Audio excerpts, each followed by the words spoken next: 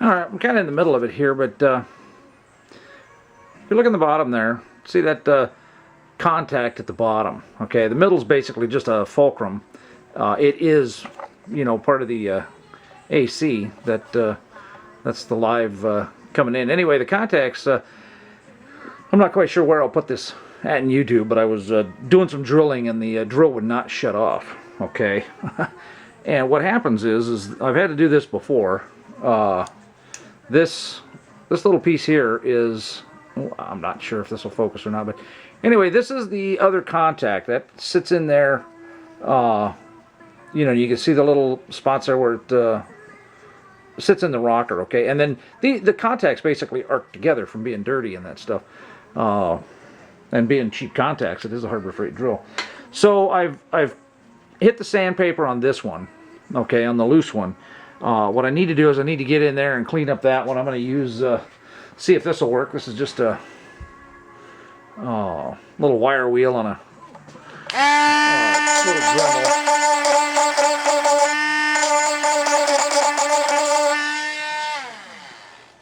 And worse, better. I don't know. Looks like it's knocked down just a little bit. So, so basically, to put it back together, it's going to be a bit of a trick here. I'm going to have to pull back a little bit. All right. The trick is basically to get it back in there in the thing. Now, the easiest thing to do would be for me to just pull the wires here. I've got it unplugged. So that black one goes there. These two black ones, they're on a common connector, so we'll just leave them together there. Let's go do it on the bench where there's more light.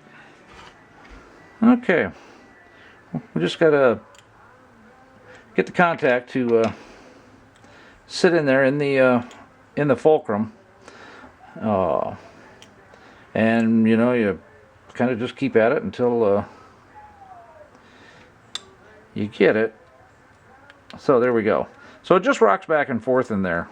And how that's activated is this switch here, okay?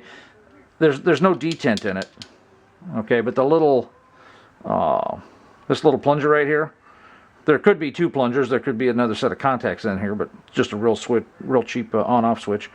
So basically what happens is when you put it to off, okay, that goes up there and pushes the plunger toward the top and separates the contacts. When you push it down here, it snaps the contacts down together, okay? And what happened was they locked together, they arced together. So so let's which way did this go on? I wasn't paying a whole lot of attention when it came apart. Want to make sure I get the metal shavings out of it. So since it stays in the off position most of the time, and you can see where it's kind of bunched up there and stuck in that position, I'm going to put it back in like that. Okay. So the side tabs here, just got to fight against those a little bit, get them spread, get it started, and get it in there, and then squeeze it together enough to get it to snap. One side snap. Let's see if we can get the other side. Oh, yeah, it started here, so come on.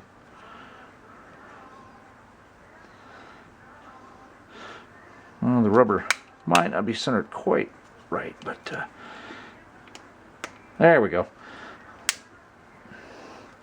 Push on the little tab there to extend it out. Okay, so it's locked in there nice. Battery's about to die. And as you can see, it snaps back and forth. It wasn't doing that snapping before. It was weird in there. There was no detent or click, and that's because those contacts were stuck in one position. So when I tried to push it off, it just went against that plunger spring, and the contacts didn't move. So let's put it back in the drill. All right, basically it's just a matter of plugging the wires back on. And they both go back on firm, so that's a good thing. And I didn't show taking it apart. because I figured when it went back together I could show that. So basically there's just three little screws there that hold it back in.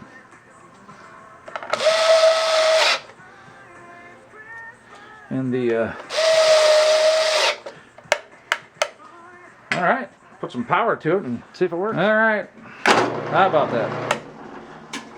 So that's not the first time I've had to do that. The next time I have to do it, you know, the contacts may just completely crap out. And then I'm going to be forced to put a different switch in here. So we'll see what happens when that time comes. So, alright, back to drilling metal.